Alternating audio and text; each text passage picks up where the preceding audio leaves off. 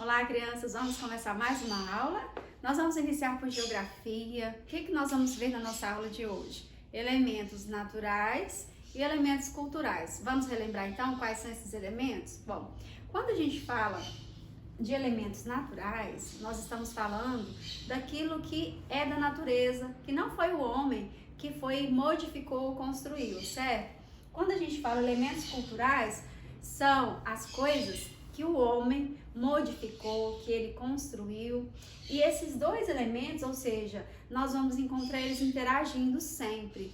Às vezes você vai perceber lugares que são naturais, é da natureza, porém, sempre vai ter alguma coisa lá cultural que o homem foi e fez. Por exemplo, às vezes você vai num lugar lindo e lá tem um rio, mas até chegar a esse rio tem uma ponte, entende? E essa ponte é o que? O elemento cultural que tem lá, que mostra que o homem foi quem fez, certo? Então nós vamos aqui para o nosso livro didático, começando aqui na página 10, nós vamos até a página 12. Na aula anterior, vocês viram aquele textinho, né? Quem foi que fez? Vocês se recordam? Algumas coisas são da natureza, como a tia Angela falou, e outras foi o homem que foi lá e construiu. Por exemplo, a praça, certo? Falou também da plantinha, que tem algumas que são as pessoas que plantam. Vocês se recordam? Então, na questão número 2, com base na leitura do texto, quem foi que fez? Responda as charadinhas a seguir. Você vai ler cada uma delas e vai descobrir, tá? São palavras fáceis e você vai encontrar lá no texto, tá? Não é adivinha, não. Você vai encontrar no texto a resposta para essas charadinhas aqui, tá bom? Depois nós temos aqui na questão número 3, nós vamos comparar essas duas imagens. A primeira é o bairro Independência, a gente percebe assim um lugar muito bonito, arborizado. E já do outro lado, nós temos aqui, lá no Rio de Janeiro, um lugar, um centro urbano bem movimentado. Em qual paisagem predomina os elementos culturais? O que é predomina? Todas as vezes que falar predomina, é que tem mais, tá bom? Qual deles tem mais, no caso, elementos culturais? Ou seja, que foi modificado pelo homem? Na paisagem A ou na B? Ficou fácil, não ficou de identificar? Agora, seguindo aqui, na página 11, comparando os elementos presentes nas paisagens, qual é o bairro mais silencioso? Explique. Qual dos dois é mais silencioso?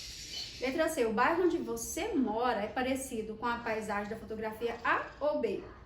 Qual dos dois você acha que se assemelha mais com o bairro onde você mora? Na número 4, nós vamos observar aqui essa imagem, é uma obra de Tarsila do Amaral, o Mamoeiro, e aqui a gente consegue observar os elementos naturais interagindo com os elementos culturais, como a tia Angela falou, vocês se recordam?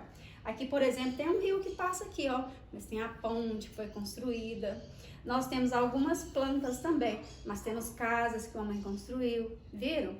É fácil identificar. Então, com base nesta obra, né, que nós estamos vendo aqui, nós vamos marcar o X na alternativa correta. Só uma. Então, vamos lá. A paisagem retratada na obra é formada por elementos naturais, só tem coisas naturais aqui. Segundo, o artista pintou apenas elementos culturais ou tem elementos naturais e culturais que compõem essa obra? Ficou fácil, né? Porque a tia já deu a dica. Vamos lá. Na questão letra B aqui, número 12, na página 12, o que nós vamos fazer? Nós vamos encontrar aqui no caça-palavras elementos naturais e elementos culturais. Também não tem nenhuma dificuldade de vocês encontrarem, são várias. Mas para você encontrar isso aqui, você vai ter que fazer o quê? Olhar a imagem, tá? São palavras, por exemplo, se eu olhar aqui, o rio. Tem o rio aqui? Sim. Então você vai observar esses elementos e vai encontrar aqui as palavras que estão referentes ao caça-palavras da imagem anterior, certo? Vou deixar vocês fazerem, daqui a pouquinho a tia faz a correção, tá bom? Fazendo a correção, vamos lá então. Vamos ver se vocês acertaram. Um elemento natural que está sempre em movimento tem 5 letras e 2 sílabas. Descobrimos que é vento. Acertaram? Depois, o nome de um lugar público construído pelo ser humano tem 5 letras e 2 sílabas. Fácil, né? Praça.